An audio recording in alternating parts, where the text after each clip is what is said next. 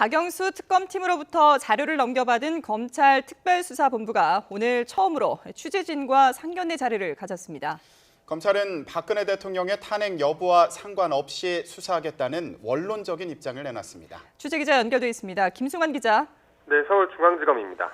검찰이 지난해 11월 특검의 최순실 게이트 수사를 넘겨줬다가 다시 넘겨받게 됐는데요. 오늘 브리핑에서 어떤 내용이 나왔습니까?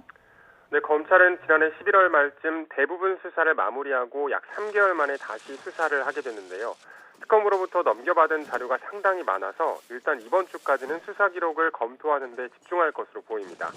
특검이 검찰에 넘긴 수사 기록만 10만 쪽에 달하는 것으로 알려진 만큼 그 내용을 일일이 살펴보는데도 상당한 시간이 걸리기 때문인데요.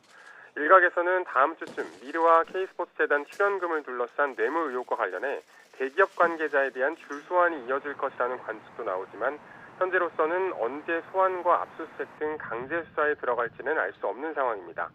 다만 검찰은 박근혜 대통령의 탄핵 여부와 상관없이 수사할 것이며 또다시 넘길 수 없는 만큼 수사를 잘해서 유종의 미를 거두겠다고 밝혔습니다.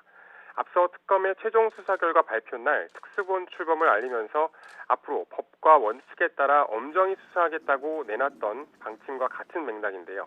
이와 함께 검찰은 박 대통령과 최순실 씨 그리고 삼성그룹을 둘러싼 기금 출연을 두고 강요 혐의를 적용했지만 특검은 삼성이 경영권 승계에 도움을 받는 등 대가를 바라고 최순실 씨를 지원했다는 뇌물 혐의를 적용한 만큼 공소장 변경 가능성에 대해서도 큰 관심이 쏠렸습니다.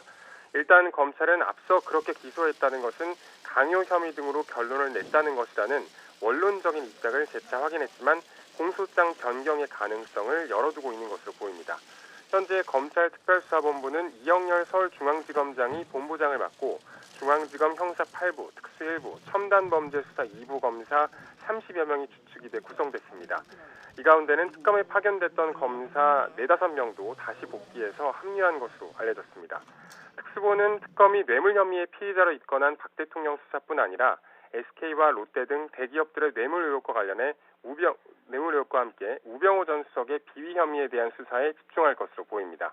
지금까지 서울중앙지검에서 YTN 김승환입니다.